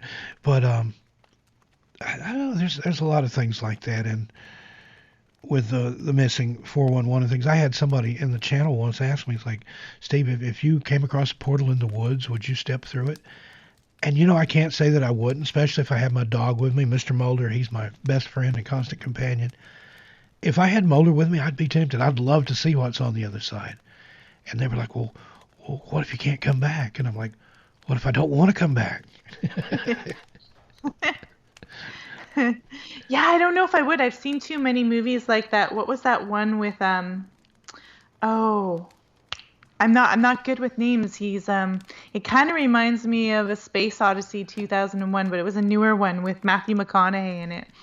And he sort of goes and travels in space, but he can't get back, and he goes through some vortex, and he realizes that he was the ghost. While he's in the vortex, he's trying to warn himself back in time. And I was like, okay, I'm never going in a vortex. I couldn't leave my son and do that to him. I'm never doing it. Yeah, and that's what I'm thinking, that if I did step through one, it would be like Jumanji or something. I would go into this point of the old Land of the Lost Kids series. Where it'd be monsters and dinosaurs and things trying to chase me and kill me. But there's Mulder's picture on the screen. Yeah, if Mr. Mulder was with me and he was willing to step through the portal, off we would go to see what we could discover. He's my. Well, you'd find out if it was safe or not because dogs usually have a better intuition. I don't know though. Sometimes where I live now, this is about the only spooky encounter I've had here. I had a shadow person or something that one night. It came out of the laundry room, walked across the kitchen, and went through the wall, which would be into the garage. And Mulder saw it and wagged his tail. So whatever it was, it wasn't scary. But my landlady, she used to live here. Her husband died in a tragic car accident, and she told me that when she lived here, she thought that he would come back occasionally and visit. So she said, anytime that happens, just say hi to him. Then, so that Wow. and one night I took hold of the door into my studio. I've got a studio set up here where I do the narrations and the voiceover work, the radio stuff, and then I've got music set up on the other end. I do keyboards and synthesizers and all that. And I took a hold of the doorknob to come into the studio, and it turned in my hand. And I just kind of took my hand off of it, and the door opened, but that was it. I mean, it was kind of anticlimactic. Maybe you have like psychic move with the force power, Steve. Maybe you're force door opening. Little PK there, or I wish I could do that. I do, but I mean, I wish I could, but I'd probably get in trouble with it. Like there's an old Steve Martin special where he found out he was invisible, and he's like, "Wow, I can change the world. I can do things, for the greater good." And then there's a cut scene, and then it shows him taking him out of a ladies' locker room, and he's like, "But no, I'm invisible. You can't see me." All right, Mr. Martin, let's go. That's good. But, yeah. Well, again, Melissa, it's been a great time. I've enjoyed having you on. We've had some fun tonight. But we're over an hour and a half now, so I'll go ahead and let you go. Sure. But thanks you once again for joining us. What have you got coming up? You got anything in the pipeline that we would want to hear about? Like I said, right on there now is Heaven's Gate, and we covered NXIVM cult. I want to get in. We're going to cover some vampire cults. I might do a little story next week, but not a live one, just a pre-recorded story. But we want to cover vampire. I want to go back and do a lot of things about Jonestown, a couple of episodes on that. I do want to cover Scientology, but that's such a vast and big topic that I think it's going to have to be like something that happens all along the podcast, where it's like a news story, like this happened in Scientology, or that and this character, or Scientology and Tom Cruise. Like, you're gonna have to break it down because it's big. I also want to do a show getting into Aleister Crowley and some more occult figures and that type of cult in with the magical stuff. So that's coming up in the new year, and I'm going to have an artist on in January talking about her work. She's from the UK, but she's living in South America, and she's going to talk about some kind of feminist cults and stuff like that, and talk about her art and magic and tarot. So a whole bunch of mishmash of stuff. And sometimes I don't even know. Sometimes we just plan the live stream and it just happens, impromptu. So sometimes those are the best. And one thing I want to mention, you cover saucer cults extensively, and you told me you'd even gotten some death threats from some of the saucer cult people. So we did a show. Cal Korff came on my show, and Cal Korff busted the Billy Meyer UFO cult, which means he went undercover and stayed with them over in Switzerland. So he came on my show. So I've been stalked for a while by one of the representatives and the UFO cult. After doing that show. And I mean, they have crazy people, like Shirley MacLaine backs them up, and they're quite crazy, but they are a cult. And after we did that show, they stalk Cal no matter what. They have a bogus website that they write all falsities about him all the time. So, because they're peeved because he came in with Fox and stuff and did a show on them and busted them way back when. So, yeah, I was stalked for a little while by them after doing that show. I just kind of ignored it and made fun of them because it was really typical of cults and how they try to bully you and harass you and attack anyone that speaks out about the cult. It's very typical. They don't have the money to do lawsuits if it's a really big cult. If it's somebody like, say, some kind of guru leaders, they will actually take you to court for no matter what you say. That's how they silence people so they can keep abusing and making money.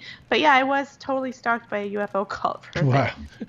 But, that to me, that sounds cool. It's like, wow, you must be on to something if they're stalking you and sending you death Well, threats. yeah, And they things. really hate Cal, so they try to get him at every point that they can because he really, I mean, he really, busted their ass He way doesn't back. pull any punches. I know you had him on the other No, night he for the doesn't. Heaven's Gate thing. And then, sure enough, on Facebook, somebody had made some comments and posted the slanderous website there, and you had some Yeah, choice words for him. I gave him some choice I words. thought it was Yes. great. And then the other thing I wanted to mention, um, you've got some great things on your Facebook where you've been doing deep fakes of yourself. Ah, yeah. I signed up to that for free because we did the AI. I wanted to try it out, but it was just an app. I signed up and I took the 3-day free. I wouldn't pay for it, but it was called oh, geez, did I take it off my phone already? It was called Reface. That's what Mhm. it's called.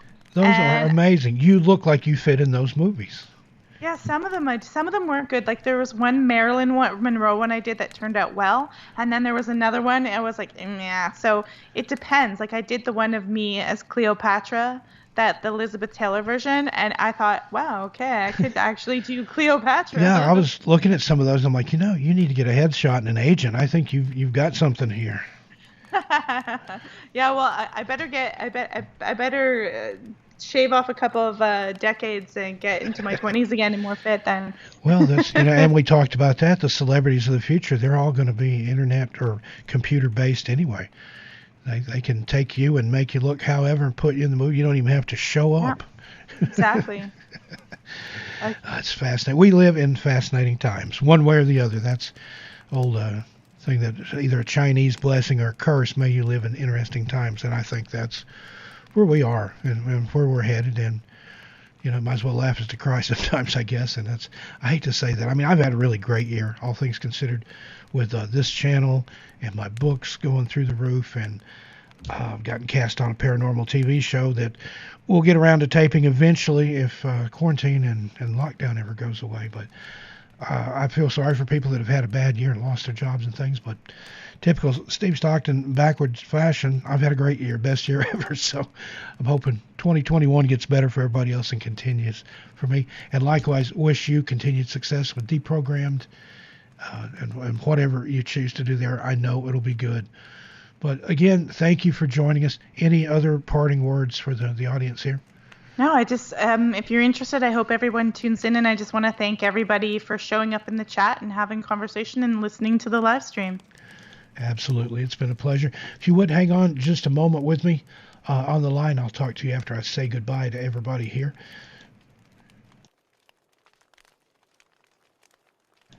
Okay, folks. Again, thank you for joining us tonight, and want to invite you to some other things I've got going on. Tonight at midnight Pacific time, have the Dead of Night with Steve Stockton. That's my little freeform talk show. It's mainly just me and a microphone babbling on for who knows how long. I've gone a half hour. I've gone over an hour before. And I do interact with the chat over on the Discord for KPNL. And you can find the apps online in the Play Store and the Apple App Store, KPNL Radio. Or you can find it online at kpnl-db.com. Scroll down to the bottom. There's a link that'll get you to the Discord there. That's live and only on KPNL Radio for now. I've had tons of requests to record it and put it somewhere where it can be archived. I don't know. That's kind of the whole point of it. It's the dead of night, and would you listen to a show called The Dead of Night in the middle of the morning or the afternoon? And then tomorrow night, I don't know if I got it in here or not. I have a music show that's also on KPNL where I play a lot of darker type music, dark wave, synthwave, witch house, goth, industrial. It's called Ritual Radio. And see, I don't have the flyer for this week, and there's a giant one from last week. I'll just go ahead and put that one up there. But that's on 9 p.m. Pacific, midnight Eastern, again, only on KPNL. I will probably archive those out at some time, but if you like any of those genres of music, or if you're curious about them, if you've never heard of any of those, which a lot of people haven't, come check it out. It's something a little different and just something dark and spooky that I enjoy doing. And a little bit more self-promo here. Want to invite everyone to check out the podcast that Jim and Jade and I are doing together. Had her on. She's one of the writers for the show. Recently, she wrote that a fantastic Caleb Berg script, and she's got a script that I just got from her about the missing and the fae that's going to knock your socks off. I can't wait to get that one recorded and get it up to you. But I had her on one night. People liked the way that we played off one another, that we sounded together. We've got a good rapport together, so we started doing a podcast together. It's called Strange Things. Got 3 episodes out so far. A 4th one probably dropping later tonight or sometime tomorrow. But we've covered strange New Jersey, strange urban legends that we believed as kids, and the last episode was strange Ouija board stories. So if you would, now that's available on all the podcatchers and everything, but if you would, go on over to our YouTube channel and subscribe to that. We've only got like 40-something subscribers, so we need you to show some love and spread the word for that, so we can keep that going for you. Just today, I got an email that it is now available on iHeartRadio. That's the most recent one. It's on everything else, Google Podcasts, Apple Podcasts, etc., etc. But if you'd like to listen to it here on YouTube, I'm going to drop a link to the channel for you. Just a moment here. And again, it's a bit of fun that we do together, Jim and I, and we appreciate everyone's love and support. All right, guys, well, I'm going to let you go. I will see you again with a live stream next Friday night. Not going to tell you who my guest is going to be. I like to keep that a secret, but it'll be good. Again, thanks to Melissa Dawn from Deprogrammed for coming on, and this was great. I love this, just sitting here talking to my guest and 100 or so of my closest friends. It's been great, guys. If you missed anything, watch the replay. Give us a thumbs up if you enjoyed the video. And again, thanks for being here. I'm Steve Stockton. Have a good day, good evening, good morning, good night, whatever it is, wherever you are. I love each and every one of you. I'll talk to you next time. I'm out of here.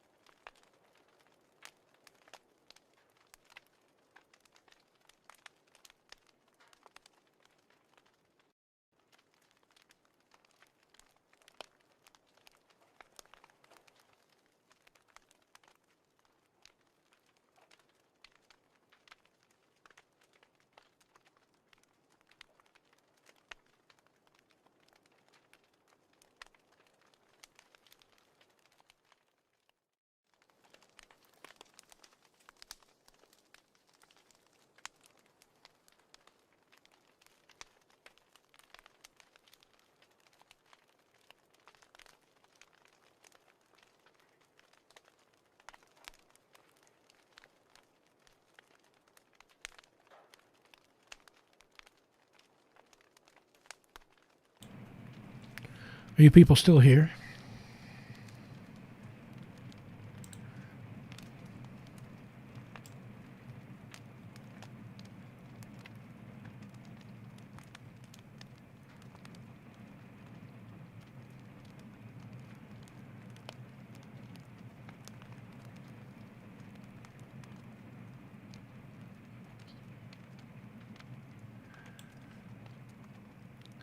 Just getting ready to lock up the channel, turn the lights off.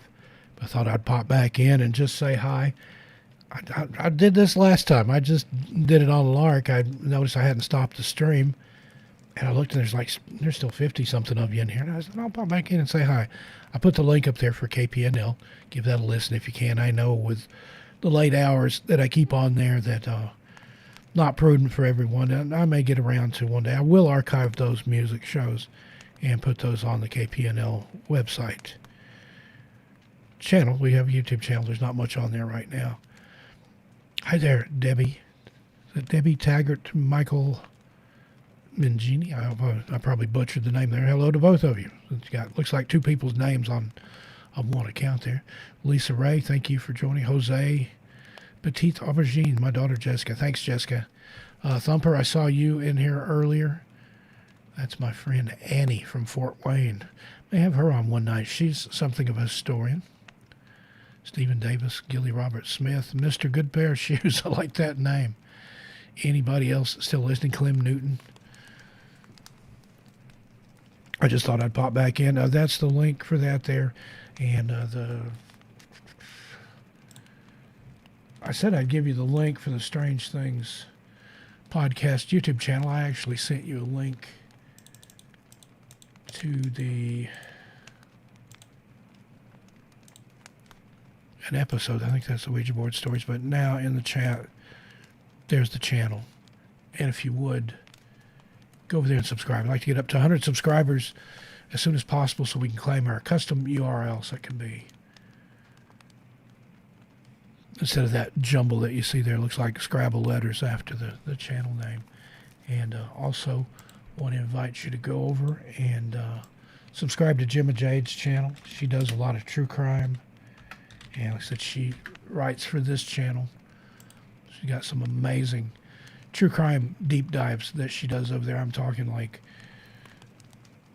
half hour, 45-minute videos. And I especially love her Throwback Thursdays where she talked about, like this week's, it was Martha Needle, who was Austria's Dark Heart and Black Widow. That's case like from Victorian times. And she covered another lady, Amelia Dyer, who was a baddie. She's got the Men in Black. Then she's got missing people and stuff on there. Her personal encounter with the Glimmer Man. George Chapman, who may have been Jack the Ripper. She's got some just really amazing stuff over on her channel. So let me pop that one in the chat too. Go subscribe and show her some love. Okay. I don't know if you can hear that. My microphone's picking up. I can hear it in my headphones, but it is absolutely pouring rain here where I'm at in Portland, Oregon. So wherever you folks are, I hope you stay dry. I hope you stay safe. Get dug out of the snow there on the East Coast. But yeah, if I can hear my headphones, you guys can probably hear it too. If you can hear it over the sound of the campfire crackling that I've had running. And I did that to disguise my typing. I like to be active in the chat and things, and I've had people complain, oh, we can hear you typing, Steve. And I've got a mechanical keyboard because when I write, I like that tactile feedback. I like to hear that. But I understand that when I'm doing a show, people don't like to hear that. And it's probably as disrespectful to the guest. I explained that to Melissa and said, there might be some key taps, and I put the crackling campfire noise up there to cover it up.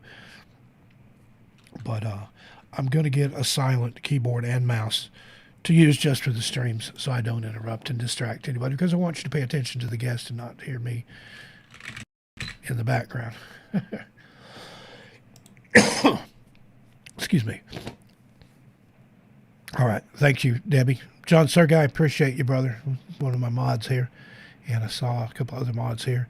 Petite Aubergine, Jose, Lisa Ray, all you guys. I appreciate you. Best mods in the business right here on this channel. So join us later on in the week. Like I said, we've got some stuff coming up. We've got missing Canadian disappearances in Canadian national parks and wildernesses. That's coming up. I don't think that's been released yet. I know Bill was still working on it, but it'll be coming to you soon.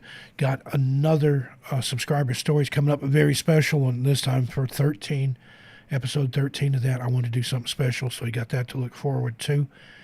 And trying to think of what else I've got. Got several things in the pipeline here, several things I've still got to record. But it is coming up, so just be sure you turn that notification bell on so you can get notified when we do release a new video or do a live stream like this. Sometimes I'll just decide to do one through the week and just pop up. Otherwise, I try to do it on Fridays. Next Friday night will be Christmas night, and I'm doing a live stream. I'll probably do it a little earlier. I'll let you guys know. Got some very special guests coming up I think you'll enjoy. All right, folks, I'm really gone this time. I'm going to close the door and turn out the lights. But again, thank you for joining me. And as I say in my videos, be good to yourselves and each other. I'm Steve Stockton, and I'll talk to you next time. Good night, everybody.